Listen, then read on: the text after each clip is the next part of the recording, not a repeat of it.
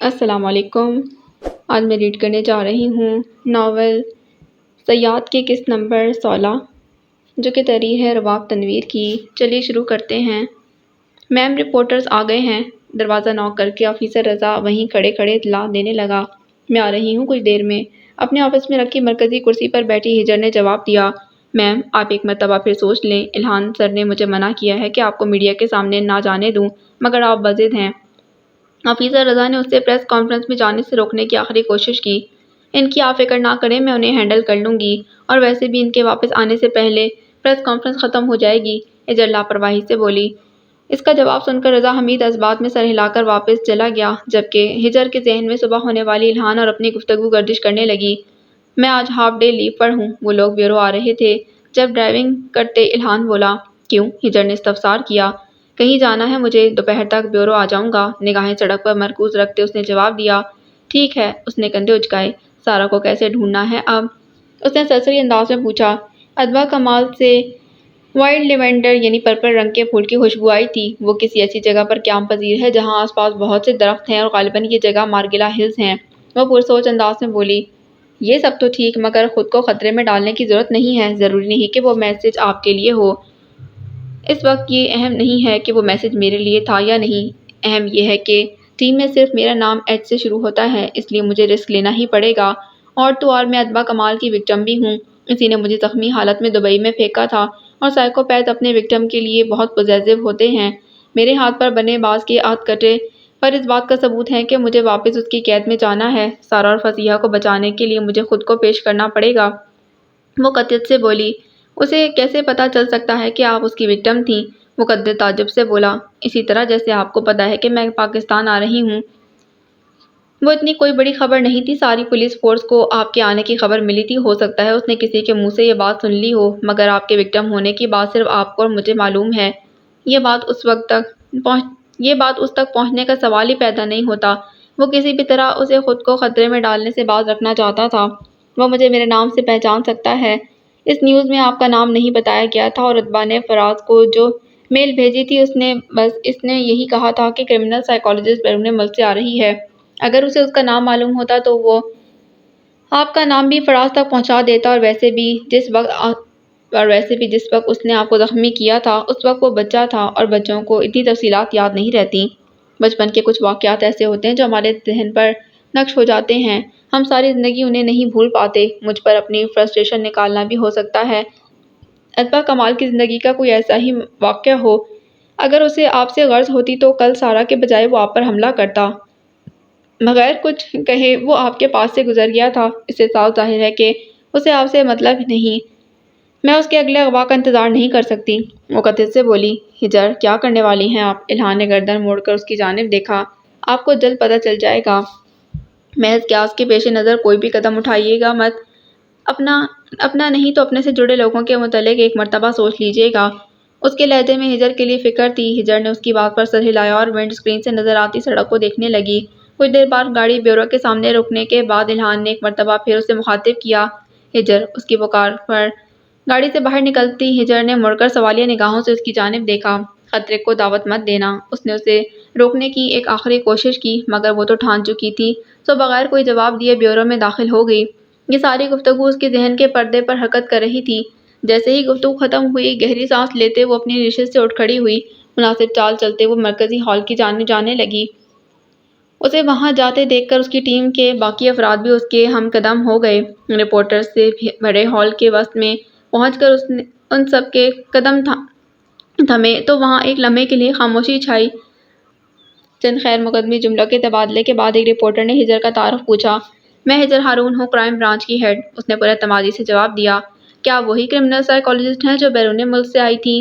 ایک رپورٹر نے سوال کیا، جس کے جواب میں ہجر نے اس بات میں سر ہلایا۔ پھر سوالات جوابات کا سلسلہ کچھ دیر چلتا رہا۔ ہجر اور اس کی ٹیم انہیں کیس اور ادبا کمال کی تفصیلات سے آگاہ کرنے میں مصروف تھی۔ پریس کانفرنس جب اختتام کو پہنچی تو ان سب نے واپس اپنے آفس کا رخ کیا۔ تو میرے فون کرنے کے بعد یاد آ گیا تمہیں میری خبر لینا، کرسی پر بیٹھی 60 سالہ عورت خفگی سے بولی۔ گول شیشوں والی اینک سے جھانکتی ان کی زمانہ شناس آنکھیں الہان پر ٹکی تھیں۔ ایسی بات نہیں ہے، اگر آپ کل رات فون نہ بھی کرتی تب بھی میں نے آپ سے ملنے آنا تھا۔ ان کے سامنے صوفے پر بیٹھے الہان نے دھیمی آواز میں احتجاج کیا۔ جیسے پچھلے 12 سالوں میں تم مجھ سے ملنے آتے رہے ہو، ایسے ہی تم نے اس بار بھی آنا تھا، سائیکیٹرسٹ امبرین فاروقی نے طنز کیا۔ میں گزرے سالوں میں ایک مرتبہ بھی اسلام آباد نہیں آیا تھا، اگر میں یہاں آتا تو ضرور ملتا آپ سے۔ الہان نے وضاحت پیش کی۔ تقریباً 1 مہینے سے تم اسلام آباد میں تھے مگر میری خبر گیری کی تم نے، انہوں نے شکوہ کیا۔ اب تو آ گیا ہوں نا، میرے فون کرنے پر۔ اچھا اب ڈانٹنا بند کریں، 12 سال کا بچہ نہیں رہا اب میں، الہان نے انہیں احساس دلایا۔ میرے لیے تم ہمیشہ وہی بچے رہو گے جسے مرتضیٰ زبردستی میرے پاس لایا کرتا تھا۔ ہاں مگر گزرے سالوں میں تمہارے مزاج کی سرد مہری اور آنکھوں کی بے حسی ختم ہو گئی ہے۔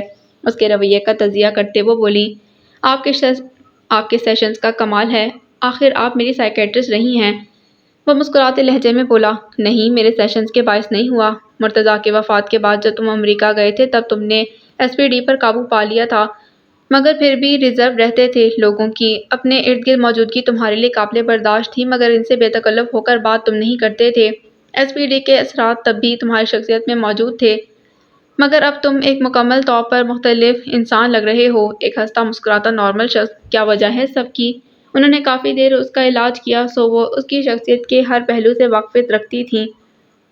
اس میں آنے والی کوئی بھی تبدیلی ان کی نگاہوں سے چھپی نہ رہ پائی تھی۔ کوئی خاص وجہ نہیں ہے، اس نے تردید کی۔ اب تم مجھ سے چھپاؤ گے کہ ہجر کے ملنے کی وجہ سے ہے یہ سب تبدیلی؟ وہ جانتی نگاہوں سے اسے دیکھ رہی تھیں۔ آپ کو کس نے بتایا اس کے ملنے کا؟ یہ ضرور احتشام چچا کا کارنامہ ہوگا۔ صحیح کہہ رہا ہوں نا میں، اس نے اندازہ لگایا، وہ ان کی فیملی فرینڈز میں سے تھی سو احتشام چچا بھی ان سے واقفیت رکھتے تھے۔ اسی نے بتایا ہے، مگر تم بتانے والے کو چھوڑو، میرے سوال کا جواب دو، انہوں نے زور دیا۔ اپنے رویے میں تبدیلی خود بھی محسوس کی ہے میں نے، مگر میں وجہ نہیں جانتا، وہ بے بسی سے بولا۔ زندگی ساکن نہیں ہے، سمندر کی لہروں کی طرح مسلسل تبدیل ہوتی رہتی ہے، ساحل کو ٹکرانے والی ہر لہر ایک تجربہ ہے اور ہر تجربہ پچھلے سے مختلف ہے۔ چند لہریں تباہی کا موجب بنتی ہیں جبکہ چند ہمیں تر و تازگی فراہم کرتی ہیں۔ اس طرح کچھ تجربات اچھے ہوتے ہیں، کچھ ہمیں تکلیف دیتے ہیں۔ دکھ کو یا سکھ کوئی بھی تاعمر نہیں رہتا، وہ رسانیت سے بولی۔ بری یادیں تو ہمیشہ ساتھ رہتی ہیں، وہ مدھم آواز میں بولا۔ The best way to erase bad memories is collecting new ones۔ ان کی بات سن کر الہان نے سمجھنے والے انداز میں سر ہلایا۔ ان کے دوران گفتگو کا سلسلہ کچھ دیر یوں ہی چلتا رہا۔ وہ پچھلے 12 سالوں کی چیدہ چیدہ واقعات انہیں بتانے لگا جبکہ امبرین فاروقی مسکراہٹ چہرے پر سجائے توجہ سے باتیں سن رہی تھیں، وقفے سے ٹکڑے لگا رہی تھیں۔ گھڑی کی سوئیاں ایک کے ہنسے سے ٹکراتے دیکھ کر الہان اپنی نشست سے کھڑے ہوتے بولا، اب مجھے اجازت دیں، ایک کی چھت پر جانے دوں گی تمہیں اجازت۔ بیساکھی کے سہارے کھڑے ہوتے وہ بولی، حکم کریں، اس نے سعادت مندی سے کہا۔ اب جب بھی آؤ گے ہجر کو اپنے ساتھ لے کر جانا اور ذرا جلدی چکر لگا لینا، انہوں نے اسے ہدایت دی۔ ٹھیک ہے، وہ مؤدب انداز میں بولا۔ خوش رہا کرو، اس کے سر پر شفقت سے ہاتھ پھیرتے وہ گویا ہوئیں۔ چند الوداعیہ کلمات ادا کرنے کے بعد اس نے واپسی کا رخ کیا۔ بیورو کے باہر گاڑی روکتے ہوئے وہ باہر نکلا، ایک ہاتھ سے بالوں کو درست کرتے ہوئے وہ بیورو کے داخلی دروازے کی جانب بڑھا۔ اندر قدم رکھتے ہی اسے ماحول میں غیر معمولی ہلچل محسوس ہوئی تھی مگر توجہ دیے بغیر ہجر کے آفس کی جانب آیا۔ مس ہاجرہ، ہجر آفس میں ہیں۔ دروازہ نوک کرنے کے بعد جب کچھ دیر جواب نہ ملا تو اس نے قریب سے گزرتی ہاجرہ سے ہجر کے متعلق دریافت کیا۔ میم تو ہال میں ہیں، آنے والی ہی ہوں گی، آپ آفس میں ویٹ کر لیں ان کا، وہ مسروس انداز میں بولی تو الہان کندھے اچکاتے آفس میں آ گیا۔ اسے وہاں بیٹھے کچھ دیر ہوئی تھی جب ہجر اندر داخل ہوئی۔ ایک نظر الہان پر ڈالنے کے بعد وہ مرکزی کرسی کی جانب بڑھی، پانی گلاس میں انڈیل کر کرسی کے بوجھ سے ٹیک لگاتے سست روی سے پانی کے گھونٹ بھرنے لگی۔ سب ٹھیک ہے، اس کا بوجھل انداز دیکھ کر الہان نے دریافت کیا۔ ہجر نے جواب دیا تو وہ دوبارہ ہاتھ میں پکڑے فون کی جانب متوجہ ہو گیا جبکہ ہجر اس کا رویہ ملاحظہ کرنے لگی۔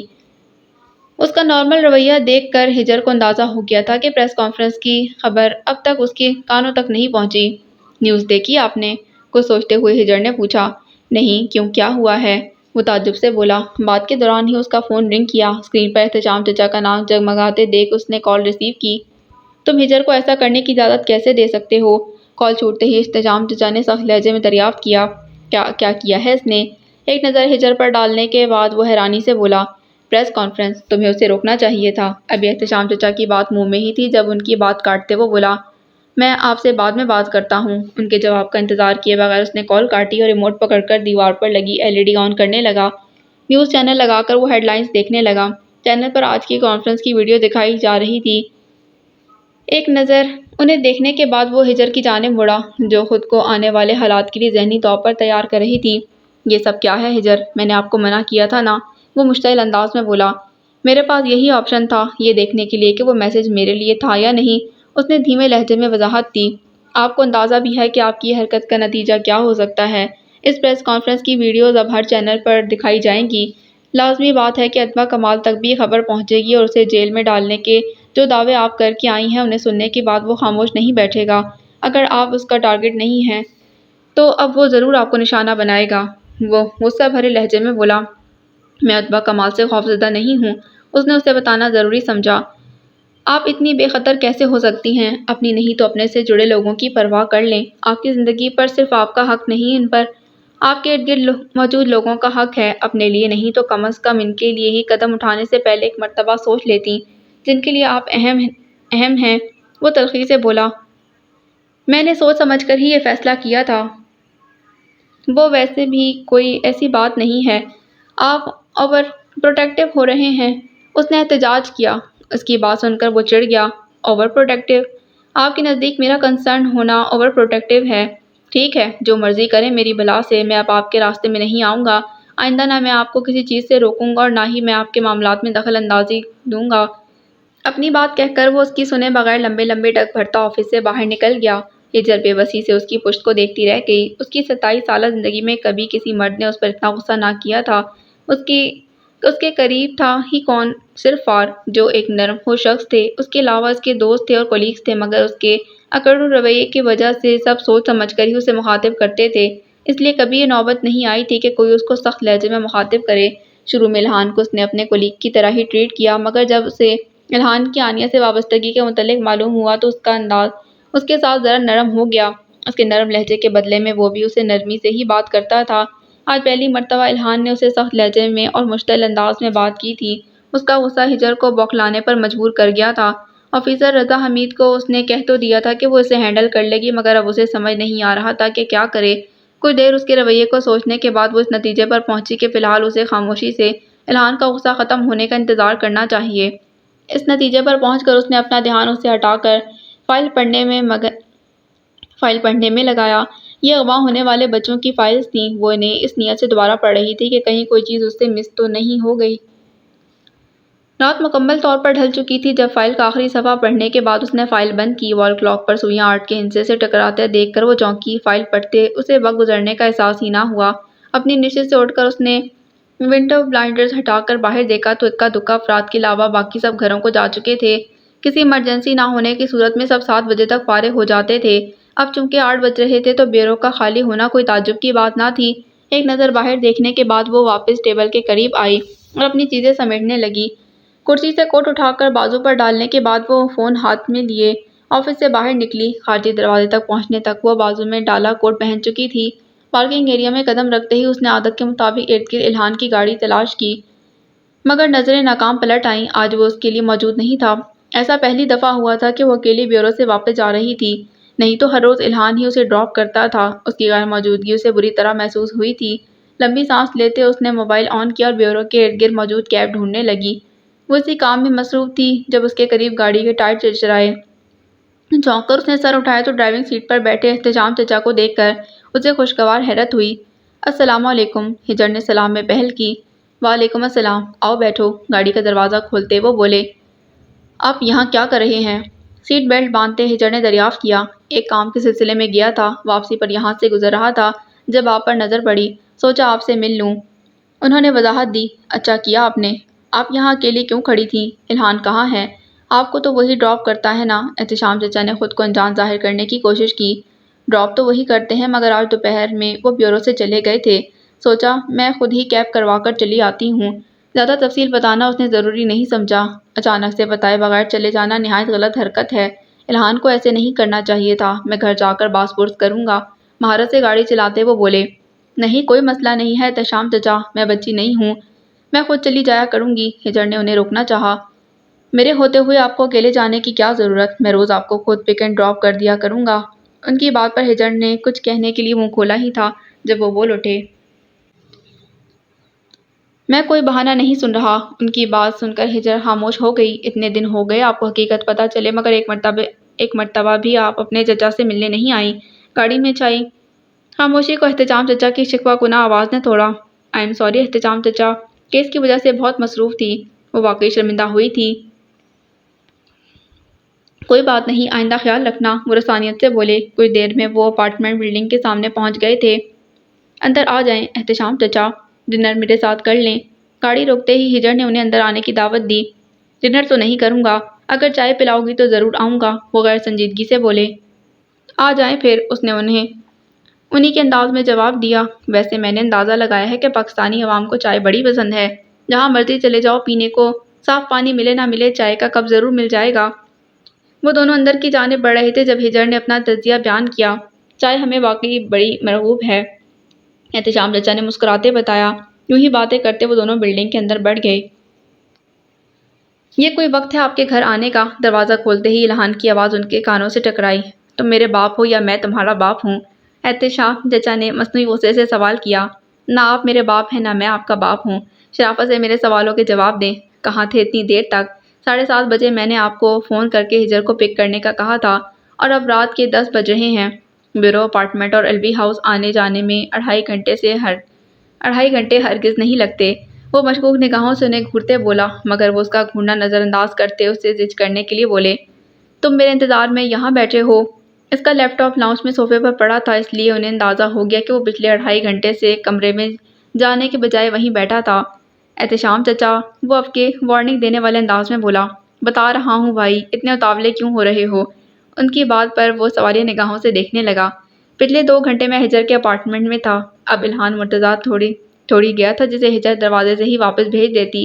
احتشام الوی بذات خود اسے اپارٹمنٹ تک چھوڑنے گئے تھے، اور ایسا کیسے ہو سکتا ہے کہ وہ انہیں سوکھے منہ واپس بھیج دے؟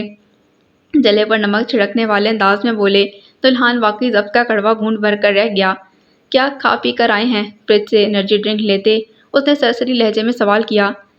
میں تو ہجر کے ہاتھ کی بنی چائے پینے کی غرض سے گیا تھا، مگر ہجر کے اصرار پر کھانا بھی کھا کر ہی آیا ہوں۔ وہ اسے جلانے کی پوری کوشش کر رہے تھے۔ خود تو وہاں سے کھانا کھا کر آ گئے ہیں، اور یہ پھیکی بریانی میرے لیے رکھ دی ہے، وہ جل کر بولا۔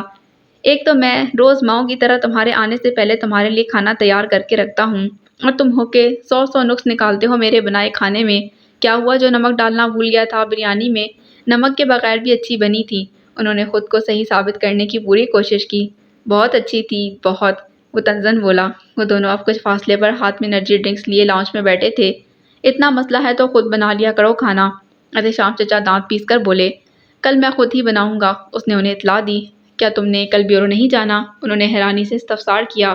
نہیں، وہ بے تاثر چہرے سے بولا۔ کیوں؟ چھوڑیں اس بات کو، آپ یہ بتائیں کہ اسے شک تو نہیں ہوا کہ آپ کو میں نے بھیجا ہے؟ وہ متجسس ہوا۔ بالکل نہیں، میری ایکٹنگ کا تو تمہیں پتہ ہی ہے، وہ فخریہ انداز میں بولے۔ جی بالکل پتہ ہے، آسکر آپ کو ہی ملا تھا پچھلے سال، وہ چڑھ کر بولا۔ اس کی بات پر احتشام چچا نے اسے گھورا، جس کا اس پر کچھ اثر نہیں ہوا۔ ویسے آج اچانک تمہارا ہجر کو پک کرنے کا کہنے پر میں حیران ہوا تھا، مگر فون پر تم سے استفسار کرنا مناسب نہیں لگا، اس لیے اس وقت خاموشی سے تمہاری بات مان کر میں اسے لینے چلا گیا۔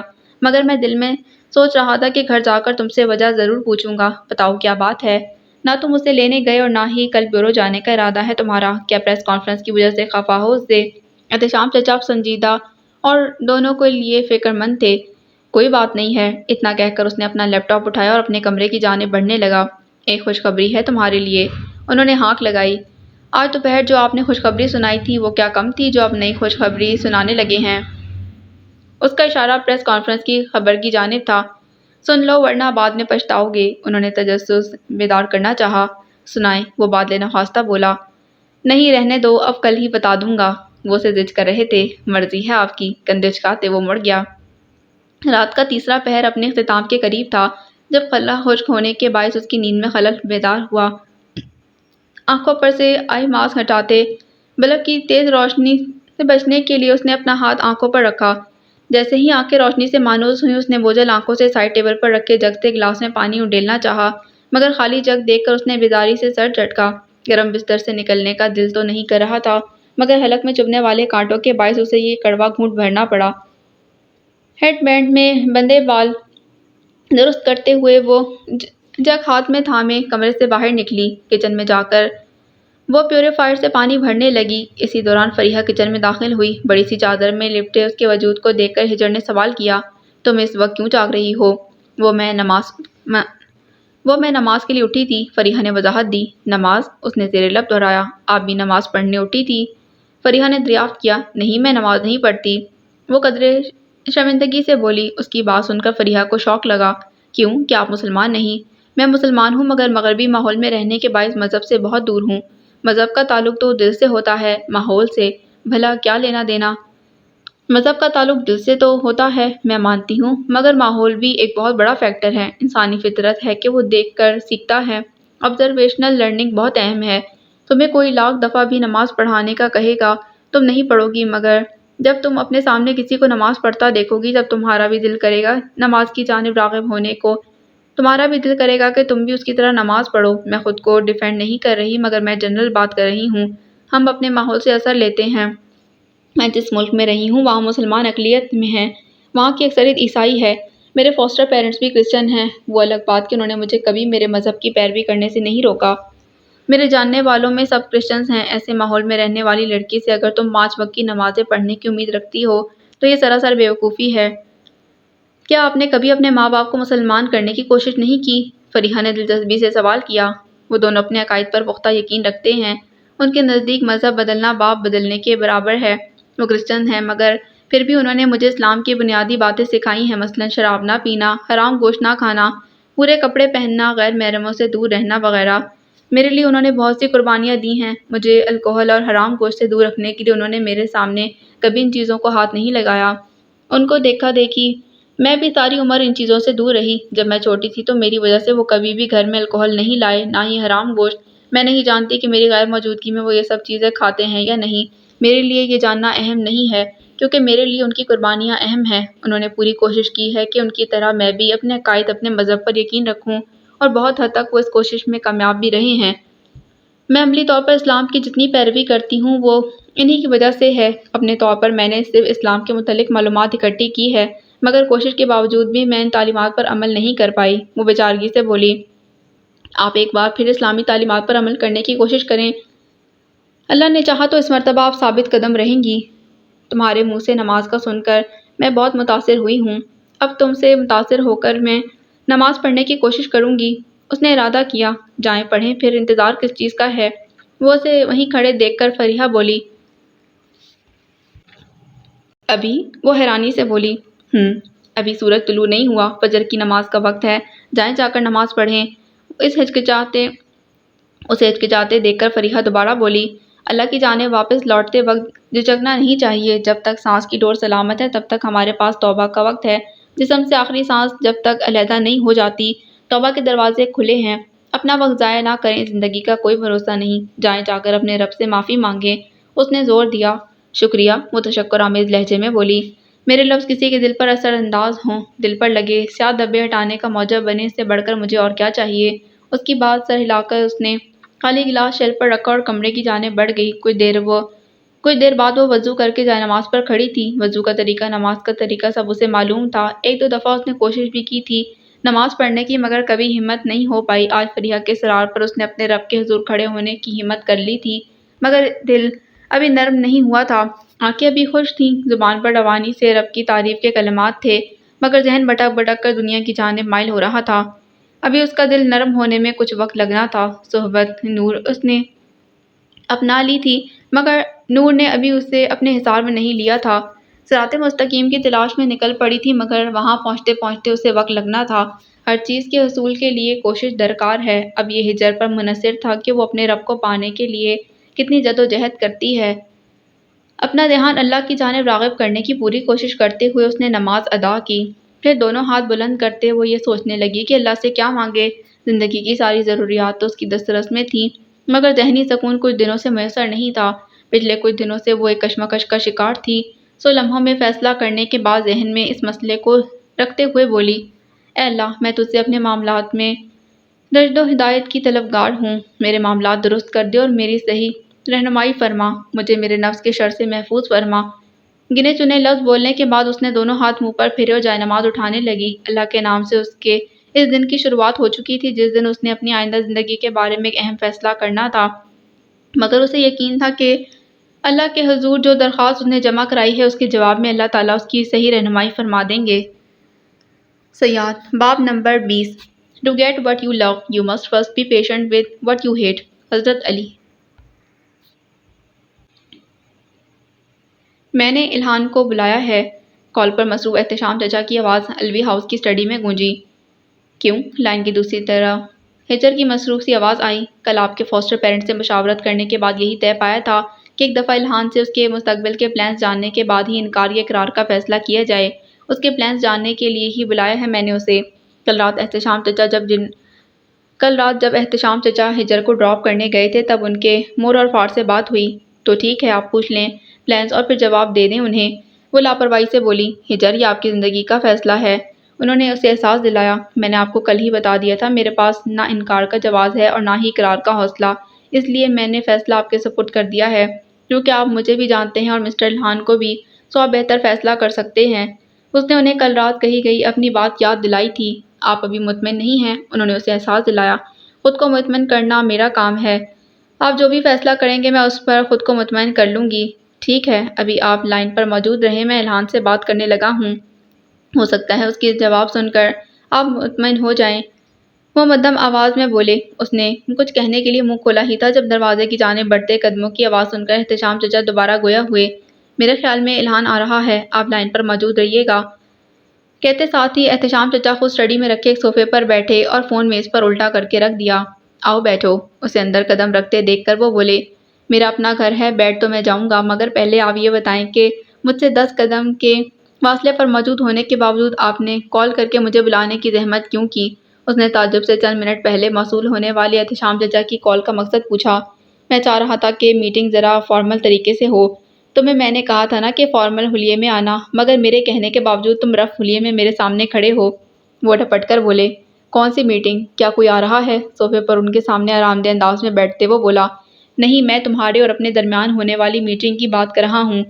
وہ سنجیدگی سے بولے تو الہان نے ٹھٹک کر ان کی جانب دیکھا۔ فارمل کپڑوں میں ملبوس، بال ایک جانب اچھے سے سیٹ کیے وہ یوں تیار تھے جیسے کسی اہم میٹنگ میں آئے ہوں، جبکہ ان کے سامنے بیٹھے الہان کا حلیہ ان کے برعکس تھا۔ وہ رف ٹراؤزر اور شرٹ میں ملبوس تھا، بائیں ہاتھ سے عادتاً بال سنوارتا وہ آرام دہ انداز میں بیٹھا تھا۔ کون سی میٹنگ؟ اور یہ آپ میرا تنقیدی نگاہوں سے جائزہ کیوں لے رہے ہیں؟ کیا آج زیادہ اچھا لگ رہا ہوں؟ انہیں مسلسل خود کو گھورتا دیکھ کر اس نے استفسار کیا۔ برخوردار سنجیدگی کے جامے میں آ جاؤ، مجھے تم سے چند اہم سوال کرنے ہیں، انہوں نے وارننگ دی۔ ایک تو یہ سوالات، تنگ آ گیا ہوں میں آپ کو اور آپ کی بھتیجی کو جواب دے دے کر، وہ بیزاری سے بولا۔ اب ایسے کاموں میں یہ سلسلہ تو چلتا رہتا ہے۔ کون سے کام؟ کیا پہیلیاں بجھوانا بند کریں گے؟ وہ جھنجھلا کر بولا۔ چلو پھر مدعے پر آتے ہیں۔ وہ ایک لمحے کے لیے ٹھہرے پھر گویا ہوئے۔ مستقبل کے لیے تمہارے پرسنل اور پروفیشنل گول کیا ہیں؟ ان کے لہجے میں مذاق کا شائبہ تک نہ تھا۔ یہ آج آپ کیا بہکی بہکی باتیں کر رہے ہیں؟ کچھ الٹا سیدھا تو نہیں کھا لیا؟ وہ تعجب سے بولا۔ جو میں نے پوچھا ہے اس کا جواب دو، وہ رودار انداز میں بولے۔ میرے پرسنل اور پروفیشنل گول کیا ہیں ان کے بارے میں آپ کو کیوں بتاؤں؟ وہ استفہامی انداز میں بولا۔ کیونکہ میں اس لڑکی کا سرپرست ہوں جس سے شادی کرنے کے تم خواہش مند ہو۔ میرے ہر سوال کا جواب دینا لازم ہے۔ ہماری میٹنگ کو تم انٹرویو سمجھ لو جو مشرقی گھرانوں میں شادی سے پہلے لڑکی کے باپ لڑکے سے لیتے ہیں، اس لیے ذرا سنجیدگی سے جواب دے کر مجھے متاثر نہیں تو کم از کم مطمئن کرنے کی کوشش کرو۔ انہوں نے اسے تفصیل بتائی۔ اگر میں آپ کو متاثر نہ کر پایا تو پھر رشتے سے انکار ہی سمجھو، کیونکہ ہجر نے ساری ذمہ داری مجھ پر ڈال دی ہے۔ اس کا کہنا ہے کہ وہ میرے فیصلے پر راضی ہے، انہوں نے انکشاف کیا۔ ذمہ داری تو بندہ کسی ذمہ دار بندے پر ڈالتا ہے، الہان منہ میں بڑبڑایا۔ بتاؤ کیا انٹرسٹ ہیں تمہارے؟ انہیں سنجیدہ دیکھ کر الہان نے مذاق کا ارادہ ترک کیا اور صاف گوئی سے انہیں جواب دینے لگا۔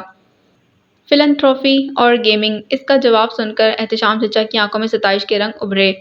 اگلے 10 سالوں میں تم خود کو کس مقام پر دیکھنا چاہتے ہو؟ World best game developer.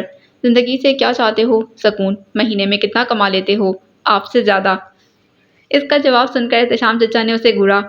ہجر کو خوش رکھ پاؤ گے؟ جتنی وہ اب خوش ہے اس سے زیادہ ہی خوش رکھوں گا۔ کون کون سے گھریلو کام کر لیتے ہو؟ گھر کے تو پتہ نہیں، مگر اپنے سارے کام کر لیتا ہوں۔ تمہاری زندگی میں سب سے اہم کیا ہے؟ مذہب۔ کس چیز پر تم سمجھوتا نہیں کر سکتے؟ ویلیوز۔ بس اب ایک اور سوال نہیں۔ احتشام چچا کو اگلے سوال کے لیے منہ کھولتا دیکھ وہ دو ٹوک انداز میں بولا، ٹھیک ہے تم جاؤ، کچھ دیر میں تمہیں جواب مل جائے گا، سوچ سمجھ کر جواب دیجیے گا کیونکہ میں اب بھی وہی اور اوور پروٹیکٹیو شخص ہوں۔ وہ میز پر رکھے فون کی جانب دیکھ کر بولا، کس سے مخاطب ہو تم؟ اسی سے جو خاموشی سے گفتگو سن رہی تھی، کہتے ساتھ ہی وہ کمرے سے نکل گیا۔ اس کے جانے کے بعد انہوں نے فون سیدھا کیا تو وہاں ہجر کی کال ہنوز کنیکٹڈ تھی۔ زندگی میں مجھے کبھی اتنی شرمندگی محسوس نہیں ہوئی جتنی اس وقت ہو رہی ہے۔ منع بھی کیا تھا میں نے آپ کو کہ مجھے نہ انوالو کریں، خود ہی کوئی فیصلہ کر لیں، مگر آپ بضد تھے کہ مجھے مطمئن کر کے ہی دم لیں گے۔ اب مطمئن کی بجائے شرمندہ ہو گئی ہوں میں۔ جیسے ہی انہوں نے فون کان سے لگایا ہجر کی آواز گونجی، شرمندہ ہونے والی کوئی بات نہیں، تم بتاؤ پھر کیا خیال ہے تمہارا؟ انہوں نے استفسار کیا۔ جو مرضی کریں، وہ لاپرواہی سے بولی۔ چند ایک باتوں کے علاوہ الہان ایک اچھا انسان ہے اور میرے خیال سے تمہارے لیے الہان سے بہتر اور کوئی نہیں۔ انہوں نے فیصلہ سنایا۔ مجھے آپ پر یقین ہے آپ نے میرے حق میں بہتر فیصلہ ہی کیا ہوگا، ہجر نے کہتے ساتھ ہی فون بند کیا۔ ایک لمبی سانس لیتے احتشام چچا الہان کے کمرے کی جانب بڑھے، دروازہ نوک کرتے وہ اندر گئے اور بیڈ کے کنارے بیٹھ گئے۔ کاؤچ پر بیٹھا الہان اب سوالیہ نگاہوں سے ان کی جانب دیکھ رہا تھا۔ ہجر سے مشاورت کرنے کے بعد میں اس فیصلے پر پہنچا ہوں کہ ہجر کے لیے تم مناسب ہو، کیس ختم ہونے کے بعد تم دونوں منگنی کی کوئی مناسب تاریخ رکھ لو۔ احتشام چچا نے مشورہ دیا، جتنی من مرضی آپ اور آپ کی بھتیجے نے کر لی ہے، اب آگے سب کچھ بھی ڈیسائیڈ کروں گا میں۔ وہ ایک لمحے کے لیے رکا پھر فیصلہ کن انداز میں بولا، کل جمعے کے بعد نکاح ہوگا، بتا دیجیے گا اپنی بھتیجی کو۔ کل؟ اتنی جلدی؟ احتشام چچا حیرت پر قابو پاتے بولے، کوئی جلدی نہیں ہے، 24 گھنٹے رہتے ہیں ابھی۔ وہ پرسکون تھا، ہجر نہیں مانے گی، اس کے فاسٹر پیرنٹس بھی یہاں موجود نہیں، ان کی غیر موجودگی میں وہ شادی پر راضی نہیں ہوگی۔ میں نے صرف نکاح کی بات کی ہے، رخصتی اور ولیمہ اس کے پیرنٹس کی موجودگی میں ہو جائے گا، اور ہجر کو کنونس کرنا آپ کی ذمہ داری ہے۔ اتنی جلدی کیوں مچا رہے ہو؟ وہ جھنجھلا کر بولے، کل رات میں دبئی جا رہا ہوں، چونکہ ہجر نے بھی اتبا کمال کی تفتیش کے لیے دبئی جانا ہے، اس لیے وہ میرے ساتھ ہی جائے گی۔ اس نے وضاحت دی، کتنے دن سٹے کرنا ہے تم نے دبئی میں؟ پرسوں واپس آ جاؤں گا۔ تو پھر دبئی سے آنے کے بعد رکھ لو نکاح، اتنی جلدی کس بات کی ہے؟ میں جو بھی کر رہا ہوں ہجر کی سیکیورٹی کے لیے کر رہا ہوں، اس لیے بہتر ہے کہ آپ میرا ساتھ دیں اور اسے کنونس کریں۔ وہ رسانیت سے بولا، تم بندوق میرے کندھے پر رکھ کر چلانا چاہتے ہو؟ وہ بیچارگی سے بولے، جو مرضی سمجھ لیں۔ وہ بے نیازی سے بولا تو احتشام چچا دانت پیستے کمرے سے باہر نکل گئے۔ یہ وہ سڑک ہے جہاں ہمیں خالی گاڑی ملی تھی، گاڑی کے بونٹ پر نقشہ پھیلاتے ہوئے نشاندہی کر رہی تھی۔ بھورے رنگ کے کارڈیگن میں ملبوس، سر پر بینس بال کیپ اور پاؤں میں لانگ شوز پہنے وہ ہلکا سا جھک کر میپ پر نشانات لگا رہی تھی۔ اس کے گرد اس کی ٹیم کھڑی تھی، وہ سب اسی سڑک پر موجود تھے جہاں پرسوں رات گاڑی ملی تھی۔ مارگیلا ہلز 1200 ایکڑ سے زیادہ رقبے پر پھیلی ہیں اور اتنے بڑے رقبے پر ہم چاہ کر بھی اتبا کمال کو تلاش نہیں کر سکتے، اس لیے ہم شارٹ کٹ لیں گے۔ اس دن گاڑی اس نے یہاں چھوڑی تھی اور قوی امکان ہے کہ وہ جگہ جہاں اس نے فصیحہ اور سارہ کو قید کیا وہ یہاں سے قریب ہو، اس لیے ہم تلاش یہاں سے شروع کریں گے۔ وہ ان سب کو بریفنگ دے رہی تھی۔ میم، ایسا بھی تو ہو سکتا ہے کہ اتبا کمال نے ہمیں گمراہ کرنے کے لیے گاڑی یہاں چھوڑی ہو، آفیسر سعد نے اپنے رائے کا اظہار کیا۔ وہ ایسا کر سکتا ہے، میں جانتی ہوں، مگر اس وقت ہمارے پاس کوئی اور آپشن نہیں۔ تفتیش کے لیے ہمارے پاس صرف یہی ایک راستہ ہے، اور راستہ ہمیں گمراہ کرتا ہے یا راہ دکھاتا ہے، اس کا تعین کرنے ہم وقت کو ضائع نہیں کر سکتے۔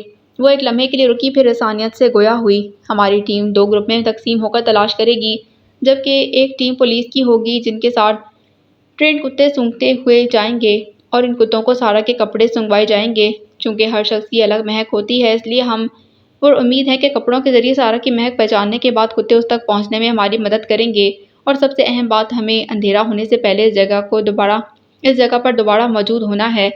اس وقت 12 بج رہے ہیں، 3 بجے ہی ہم جس جگہ پہنچے ہوں گے وہاں باؤنڈری بنا کر واپسی کی جانب مڑنا ہے تاکہ شام سے پہلے ہم جنگل سے نکل آئیں۔ باؤنڈری کے بعد والی جگہ سے کل کنٹینیو کریں گے۔ اوکے میم، غصہ بلند آواز میں بولے آفیسر سعد، آفیسر فاطمہ اور آفیسر نعمان، آپ دائیں جانب سرچ کریں، آفیسر بلال، آفیسر فجر اور میں بائیں جانب، جبکہ آفیسر رضا حمید پولیس کی ٹیم کو لیڈ کریں گے اور سیدھا جائیں گے۔ کوئی مسئلہ ہے؟ اس نے استفسار کیا۔ میم، کیا ایسا ہو سکتا ہے کہ میں آپ کے ساتھ چلا جاؤں اور آفیسر بلال پولیس فورس کے ساتھ چلے جائیں؟ آفیسر رضا حمید نے اپنا مدعا بیان کیا۔ ہو تو سکتا ہے، مگر آپ کیوں میرے ساتھ آنا چاہتے ہیں؟ اس نے جانچتی نگاہوں سے دیکھا تو ایک لمحے کے لیے رضا حمید گڑبڑا گئے۔ میں آپ کا کیس ہینڈل کرنے کے طریقے کا تجزیہ کرنا چاہ رہا ہوں تاکہ میں آپ سے کچھ سیکھ سکوں۔ رضا حمید نے بامشکل بہانہ بنایا۔ ویسے پہاڑ پر سرچ کرنے کے دوران میں نے کوئی راکٹ سائنس تو نہیں لگانی جسے سیکھ کر آپ کو فائدہ پہنچے گا، مگر آپ میری ٹیم میں آنا چاہتے ہیں تو آ جائیں، وہ کندھے اچکا کر بولی۔ چلیں پھر شروع کرتے ہیں، بیسٹ آف لک۔ اتنا کہنے کے بعد وہ سڑک کے کنارے بنی ڈھلان چڑھنے لگی۔ اس کے ٹیم میٹس نے اس کی تقلید کی جبکہ باقی ٹیمز اس کی بتائی گئی سمت میں بڑھنے لگے۔ پہاڑ کی سطح زیادہ سٹیپ نہیں تھی سو اس لیے انہیں زیادہ محنت نہیں کرنی پڑ رہی تھی۔ جھاڑیوں سے خود کو بچاتے وہ سب چوکنا انداز میں آگے بڑھ رہے تھے۔ ان کی تلاش کے دوران ہی سر پر کھڑا سورج رفتہ رفتہ مغرب کی جانب جانے لگا تھا۔ سورج کو مغرب کی جانب بڑھتا دیکھ انہوں نے تلاش بیچ راہ میں چھوڑی اور واپسی کا رخ کیا۔ ڈوبتے سورج کی زردی مائل روشنی میں وہ سڑک پر واپس پولیس وین کے قریب موجود تھے۔ وہیں کھڑے کھڑے آپس میں چند تفصیلات ڈسکس کرنے کے بعد ان سب نے واپسی کی راہ لی۔ وہ اس وقت اپارٹمنٹ کے بالکونی میں لگے سوئنگ پر ہاتھ میں چائے کا کپ تھامے بیٹھی تھی۔ بالوں کو ہیئر بینڈ کے ذریعے سے اس نے پیشانی پر سے ہٹایا ہوا تھا۔ بالوں کو ہیئر بینڈ کے ذریعے اس نے پیشانی پر سے ہٹایا ہوا تھا۔ فضا میں خنکی کے باعث اس نے خود کو لحاف سے اچھے سے لپیٹ رکھا تھا۔ اپارٹمنٹ کی چار دیواری محسوس ہونے والی گھٹن سے تنگ آ کر وہ کچھ دیر پہلے یہاں آئی تھی۔ نگاہیں غیر مرئی نقطے پر جمائے وہ اپنی سوچوں میں گم تھی۔ اس کی سوچوں کا محور الہان کی ذات تھی۔ آج پورا دن وہ اسے نظر نہیں آیا تھا، نہ وہ اسے پک کرنے آیا نہ ڈراپ، مگر احتشام چچا سے کال کے دوران وہ اس کی آواز سن چکی تھی۔ اس کے لہجے کی بیگانگی کا اسے فون پر ہی احساس ہو گیا تھا۔ فون پر کہی جانے والی الہان کی اوور پروٹیکٹیو شخص والی بات ذہن میں آتے اس نے سختی سے لب بیچے۔ وہ اس کے کہے گئے لفظ کا غلط معنی اخذ کر گیا تھا اور وہ چاہ کر بھی اس کی غلط فہمی دور نہیں کر پائی تھی۔ وہ یوں ہی سوچوں کا نہ ختم ہونے والا جال بنا بیٹھی تھی جب اچانک سے الہان کی بات اس کے ذہن میں گونجی۔ فارغ وقت میں اپنے کہے گئے الفاظ پر غور کیجیے گا۔ کچھ دیر سوچنے کے بعد اس کو احساس ہوا کہ واقعی اس کی بات میں کتنی سچائی ہے۔ وہ الفاظ تھے جو ہجر نے اس کے روڈ لڑکیوں کو اچھے سے ٹریٹ نہ کرنے اور اپنی مرضی کو اہمیت دینے والے الزامات کے جواب میں کہے تھے۔ اس کے کہے پر عمل کرتے وہ اب اپنے الفاظ پر اور پہلی ملاقات سے لے کر اب تک اس کے رویے پر غور کرنے لگی تھی۔ اس نے کہا تھا کہ الہان روڈ ہے، مگر الہان سے ہوئی ساری ملاقات کو سوچنے کے بعد وہ اس نتیجے پر پہنچی تھی کہ پہلی ملاقات کے علاوہ اس نے کبھی سے کھردرے لہجے میں بات نہیں کی، اور شاید پہلی ملاقات میں بھی وہ اس کے لیے روڈ تھا کیونکہ وہ اجنبیوں سے یوں ہی بات کرتا تھا۔ ہجر نے چند ایک بار اسے بیورو کے افراد سے بات کرتے دیکھا تھا اور وہ ہمیشہ اس کے ساتھ قدرے سرد مہری سے بات کرتا تھا، اور یہ سرد مہری ایک عرصے سے اس کے مزاج کا حصہ رہی تھی۔ دوسرا الزام جو اس نے الہان پر عائد کیا وہ یہ تھا کہ اسے لڑکیوں کو ٹریٹ کرنا نہیں آتا۔ اب وہ اس نکتے پر غور کر رہی تھی۔ دبئی سے واپسی پر الہان کا اس کے ساتھ بیک سیٹ پر بیٹھنے کے بجائے فرنٹ سیٹ پر بیٹھنے کو ترجیح دینا، اسلام آباد ایئرپورٹ پر اس کا لگیج کیری کرنا، اسے دھوپ سے بچانے کے لیے پوزیشن بدلنا، الرجک ری ایکشن ہونے پر دوا لا کر دینا،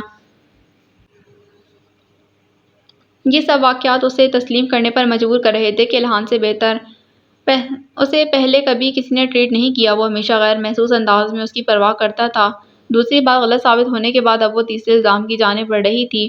الہان کا ہمیشہ اپنی رائے کو اہمیت دینا، اپنی مرضی کرنا، یہ بات بہت حد تک درست تھی، مگر صرف اور ان معاملات میں کہ جو اس کی سیکیورٹی سے جڑے تھے۔ وہ اپنی مرضی سے کیس ہینڈل کر رہی تھی اور الہان نے میڈیا کے سامنے جانے سے روکنے کے علاوہ اس کی کسی دوسرے معاملے میں دخل اندازی نہیں کی تھی۔ اس نے کبھی اس کے کہیں آنے جانے پر پابندی نہیں لگائی تھی، ہاں مگر وہ اسے تنہا جانے سے روکتا تھا کیونکہ وہ اپنے ملک کے ماحول اور حالات سے واقف تھا۔ الہان کے رویے کا تجزیہ کرنے کے بعد وہ اس نتیجے پر پہنچی تھی کہ الہان اس کے لیے پوزیسو اور پروٹیکٹیو ہے۔ وہ اس سے خفا تھا مگر لا تعلق نہیں تھا۔ خفگی کے باوجود اس نے احتشام کو اسے پک کرنے بھیجا تھا۔ خفگی کے باوجود اس نے آفیسر رضا حمید کو انویسٹیگیشن کے دوران اس کی حفاظت کے لیے ہر وقت اس کے ساتھ رہنے کا کہا تھا۔ خفگی کے باوجود اس نے گھر میں فریحہ کو ہر وقت اس کا دھیان رکھنے کے سخت احکامات جاری کیے تھے۔ ایک نظر ونڈ سکرین کے اس پار لاؤنج میں نیند کی بند ہوتی آنکھوں سے اسے گھورتی فریحہ کو دیکھتے اس نے سوچا تھا۔ پریس کانفرنس کے بعد سے نگرانی زیادہ سخت کر دی گئی ہے میری، وہ خود کلامی کے انداز میں بولی۔ الہان نے پوری کوشش کی تھی کہ اس کے اقدامات کے متعلق ہجر کو شک نہ ہو، مگر وہ بے وقوف نہیں تھی جو اچانک سے احتشام چچا کی آمد، رضا حمید کے ساتھ جانے کی ضد اور فریحہ کی خود پر ٹکی نظروں کو محسوس نہ کر پاتی۔ وہ اس کے انداز کو اچھے سے سمجھ رہی تھی اور کہیں نہ کہیں الہان کا یہ انداز اس کے دل کو بھا رہا تھا۔ اس کے ذہن میں بنا الہان کا منفی امیج مثبت ہو گیا تھا۔ احتشام چچا کو فیصلے کا اختیار دینے کے بعد جس بے چینی نے اسے اپنے حصار میں لیا تھا، کچھ دیر یکسوئی سے سوچنے کے بعد وہ بے چینی ختم ہو گئی تھی۔ ذہنی طور پر پوری طرح مطمئن ہونے کے بعد اس نے گہری سانس لی تھی، پھر اٹھ کر اندر جانے لگی۔ جب اس کا فون بج اٹھا، اسکرین پر احتشام چچا کا نمبر جگمگاتا دیکھ کر اس نے کال ریسیو کی تھی۔ بیٹا، میں نے الہان کو ہاں کرنے کے علاوہ ایک اور فیصلہ کیا ہے۔ چند خیر مقدمی جملوں کے تبادلے کے بعد احتشام چچا دھیمی آواز میں بولے۔ کیا؟ لاؤنج سے گزر کر کچن کی جانب جاتے اس نے سوال کیا۔ میں چاہتا ہوں کہ جتنی جلدی ہو سکے تمہارا اور الہان کا نکاح ہو جائے۔ یہ سوچ کر کہیں الہان کا نام سن کر وہ انکار ہی نہ کر دے، انہوں نے ساری ذمہ داری اپنے سر لی۔ کتنا جلدی؟ گلاس میں پانی اڈیلتے وہ سرسری انداز میں بولی۔ کل جمعے کا مبارک دن ہے تو میں نے سوچا کہ کل ہی رکھ لیا جائے تم دونوں کا نکاح۔ انہوں نے جھجکتے ہوئے بتایا تو پانی پیتی ہجر کو اچھو لگا۔ کل؟ کھانسی پر قابو پاتے وہ بمشکل بول پائی تھی۔ جی کل۔ میں نے بڑے مان سے تم دونوں کے متعلق فیصلہ کیا ہے اور مجھے امید ہے تم مجھے انکار نہیں کرو گی۔ انہوں نے اسے جذباتی طور پر بلیک میل کرنا چاہا تو ہجر نے ایک لمحے کے لیے ہونٹ بھینچے۔ پہلی بات تو یہ کہ میں جانتی ہوں فیصلہ آپ کا نہیں، اس لیے بہتر ہے کہ ذمہ داری اپنے سر نہ لیں۔ رہی بات کل نکاح کی تو میں پہلے آپ کو فیصلے کا اختیار دے چکی ہوں۔ اس وقت آپ ہی وہ شخص ہیں جس پر میں ریلائی کر سکتی ہوں۔ اگر آپ اس فیصلے کے حق میں ہیں تو مجھے بھی کوئی اعتراض نہیں۔ الہان نے یہ فیصلہ تمہاری بہتری کے لیے کیا ہے، اس لیے میں بھی اس نکاح کے حق میں ہوں۔ انہوں نے اسے آگاہ کیا اور پھر چند الوداعی کلمات ادا کرنے کے بعد فون بند کر دیا۔ یہ شخص میری نظر میں اپنا اچھا امیج برقرار رکھنے نہیں دے گا۔ جب بھی میں اس کے بارے میں کچھ اچھا سوچنے لگتی ہوں، کوئی نہ کوئی حرکت کر کے مجھے خود سے بزدل کر دیتا ہے۔ اپنے کمرے کی جانب جاتے وہ زیر لب بڑبڑائی۔ اسلام آباد کے وسط میں بنے الوی ہاؤس میں آج بہت سالوں بعد چہل پہل تھی۔ یہ چہل پہل الہان کی نکاح کی تقریب کے باعث تھی۔ سورج کی سنہری روشنی سے منور لان سے گزر کر داخلی دروازے کی جانب بڑھیں تو وہاں ایلیکس اور اس کے ٹرنک میں لگی اسکرین سے جھانکتے پیٹر، سائمن، اینڈی اور جارج مہمانوں کو ویلکم کرنے کے لیے موجود تھے۔ مہمان اتنے زیادہ نہ تھے۔ الہان اور ہجر کے سب دوست بیرون ممالک تھے، سو وہاں زیادہ تر احتشام چچا کے جاننے والے اور فیملی فرینڈز موجود تھے۔ احتشام چچا کیٹرز کو ہدایت دینے میں مصروف تھے، جبکہ الہان منظر عام سے غائب تھا۔ راہداری کے اختتام پر بنے آنیہ کے کمرے کا دروازہ وا کریں تو وہاں ڈریسنگ ٹیبل کے سامنے خوبصورت نقوش اور کالی آنکھوں والی لڑکی براجمان تھی۔ وہ اس وقت سفید انارکلی فراک میں ملبوس تھی، جس کے دامن اور گلے پر سنہری رنگ کی امبرائڈری ہوئی تھی۔ زندگی میں پہلی مرتبہ اس نے روایتی کپڑے پہنے تھے اور فریحہ کے بقول اس پر یہ کپڑے اچھے لگ رہے تھے۔ تقریباً 2 گھنٹے پہلے احتشام چچا اسے اپارٹمنٹ سے الوی ہاؤس لے کر آئے تھے۔ اسے آنیہ کے کمرے میں چھوڑنے کے بعد وہ خود کہیں چلے گئے تھے۔ چونکہ وہ الہان کے ساتھ پہلے اس کمرے میں آ چکی تھی تو وہ اس لیے جان گئی تھی کہ یہ آنیہ کا کمرہ ہے۔ وہ کمرے کی دیواروں پر آویزہ تصویریں دیکھنے میں مصروف تھی جب فریحہ اور احتشام چچا اندر داخل ہوئے۔ فریحہ کے ہاتھ میں شاپنگ بیگز تھے، جبکہ احتشام چچا کے ہاتھ میں جیولری باکس تھے۔ یہ آنیہ کے تھے، سو اب ان پر آپ کا حق ہے۔ احتشام چچا باکس اس کی جانب بڑھاتے بولے۔ ہجر انہیں لینے کے لیے ہچکچائی تھی، مگر احتشام چچا نے زبردستی وہ سب باکس اسے تھما دیے تھے۔ سب سے اوپر والے باکس میں جو سیٹ ہے وہ ہارون نے تمہاری پیدائش پر آنیہ کو گفٹ کیا تھا۔ ان کی بات سن کر ہجر نے باکس کھولا تو اس کے اندر نفیس سا وائٹ گولڈ کا سیٹ تھا۔ ان میں کوئی آج پہننے کے لیے منتخب کر لو اور فریحہ کے پاس کپڑے ہیں، کچھ دیر میں میک اپ آرٹسٹ آ کر آپ کو تیار کر دے گی۔ انہوں نے جلدی سے بات مکمل کی۔ پھر کچھ یاد آنے پر ہجر کے سنے بغیر کمرے سے باہر نکل گئے۔ ان کے جانے کے بعد ہجر نے باقی باکس کھولے بغیر ہی وارڈروب میں رکھے، کیونکہ وہ ایک نظر دیکھنے کے بعد ہی آج کے لیے اس کی پیدائش پر ہارون کا آنیہ کو دیے جانے والا سیٹ منتخب کر چکی تھی۔ جیولری رکھنے کے بعد اس نے کپڑے تبدیل کیے اور اب وہ ڈریسنگ ٹیبل کے سامنے سفید فراک میں ملبوس بیٹھی تیار ہو رہی تھی۔ فریحہ نے اسے کہا تھا کہ بیوٹیشین تھوڑی دیر میں آ کر اس کو تیار کر دے گی، مگر اس نے منع کر دیا۔ اپنا ہلکا میک اپ کرنے کے بعد اس نے فریحہ کی مدد سے بال بنائے اور دوپٹہ سیٹ کیا۔ وہ دونوں اس کام میں مصروف تھیں جب کمرے کا دروازہ ناک ہوا۔ فریحہ نے آگے بڑھ کر تھوڑا سا دروازہ کھولا تو وہاں الہان کھڑا تھا۔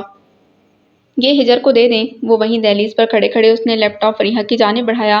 دروازہ پورا نہیں کھلا تھا اور ہجر دروازے کی پچھلی طرف کھڑی تھی، اس لیے نہ ہجر کی نظر اس پر پڑی تھی اور نہ ہی الہان اسے دیکھ پایا تھا۔ لیپ ٹاپ فریحہ کو دینے کے بعد وہ دہلیز سے واپس مڑ گیا۔ فریحہ نے لیپ ٹاپ لا کر ہجر کو تھما دیا۔ لیپ ٹاپ پر ملٹیپل ویڈیو کال آن تھی۔ مور اور فار کے علاوہ ہجر کی دوستیں بھی کال پر موجود تھیں۔ وہ سب کو دیکھ کر ہجر کو خوشگوار حیرت ہوئی۔ ہالو ہجر، نورا، جولیا، ایما اور جینی ایک ساتھ بولیں۔ کیسے ہو تم سب؟ ہجر مسکراتے بولی۔ پاکستان آنے کے بعد اس کی 1-2 بار بات ہوئی تھی سب سے، مگر اس کے نکاح کے متعلق کسی کو نہیں بتایا گیا تھا۔ ہماری چھوڑو، تم اپنی بتاؤ۔ چپکے نکاح کر رہی تھی؟ یہ تو اچھا ہوا مور نے ہمیں بتا دیا، ورنہ تم نے تو ہمیں بھنک بھی نہیں پڑنے دینی تھی۔ نورا نے شکوہ کیا۔ جلدی جلدی سب کچھ ہوا ہے اس لیے بتانے کا وقت نہیں ملا، مگر مور نے اچھا کیا جو تم سب کو بتا دیا۔ اولیویا کیسی ہے؟ انہیں وضاحت دینے کے بعد ہجر نے اولیویا کے بارے میں پوچھا جس کی حال ہی میں شادی ہوئی تھی۔ ٹھیک ہے وہ، جینی نے جواب دیا۔ پھر ان سب نے اسے مبارکباد دی۔ ان سے بات کے دوران ہی ہجر نے سنہری بارڈر والا دوپٹہ سیٹ کیا۔ کچھ دیر بات کرنے کے بعد اس کی دوستوں نے کال بند کر دی۔ اب صرف مور اور فار ہی لائن پر موجود تھے۔ اسی دوران ہجر کے فون پر ہاجرہ کی کال موصول ہوئی۔ کچھ ملا؟ سلام دعا کے تبادلے کے بعد ہجر نے استفسار کیا۔ اس کی ٹیم آج بھی مارگلا ہلز پر سرچ کرنے میں مصروف تھی۔ ایک جگہ بلڈ سیمپل ملے ہیں جنہیں لیبارٹری بھیج دیا ہے، ہاجرہ نے اطلاع دی۔ ٹھیک ہے، مزید کوئی بھی چیز ملے تو مجھے انفارم کر دینا۔ ہجر کو کیس کے متعلق بات کرتے دیکھ لیپ ٹاپ اسکرین پر نظر آتی مور کی پیشانی پر بل پڑے۔ ہجر آج کے دن تو کام کی جان چھوڑ دو۔ اسے ہاجرہ کو مزید تفصیلات بتاتے دیکھ کر مور ڈپٹ کر بولی۔ مور کی خفگی کے پیش نظر ہجر نے مختصر بات کی اور فون بند کر کے مور کی جانب متوجہ ہوئی۔ ضروری بات تھی، پہلے ہی میرا بیورو سے آف ہو گیا ہے، سرچ کے لیے جانا تھا مجھے۔ اس نے افسوس کن انداز میں سر جھٹکا۔ نکاح سے زیادہ ضروری نہیں ہے ہجر، وہ ڈپٹ کر بولی۔ ہجر نے کچھ کہنے کے لیے منہ کھولا ہی تھا جب فریحہ اندر آئی۔ اس کے پیچھے احتشام چچا بھی نکاح خواہ کے ساتھ کمرے میں داخل ہوئے۔ ہجر بھی سائڈ پر بیٹھ گئی جبکہ فریحہ اس کے قریب کھڑی تھی۔ نکاح خواہ کے ساتھ احتشام چچا صوفے پر براجمان تھے۔ شروع کریں مولانا صاحب، احتشام چچا نے نکاح خواہ سے کہا۔ مسمات ہجر ہارون ڈاکٹر ہارون علوی آپ کو باعوض شرعی حق مہر کے مسمی الہان مرتضیٰ ولد مرتضیٰ علوی کے نکاح میں دیا جاتا ہے۔ کیا آپ کو یہ نکاح قبول ہے؟ نکاح خواہ کی بھاری مردانہ آواز کمرے میں گونجی۔ جی قبول ہے، وہ سر جھکائے دھیمی آواز میں بولی۔ 2 مرتبہ مزید نکاح خواہ نے یہ سوال دہرایا جس کے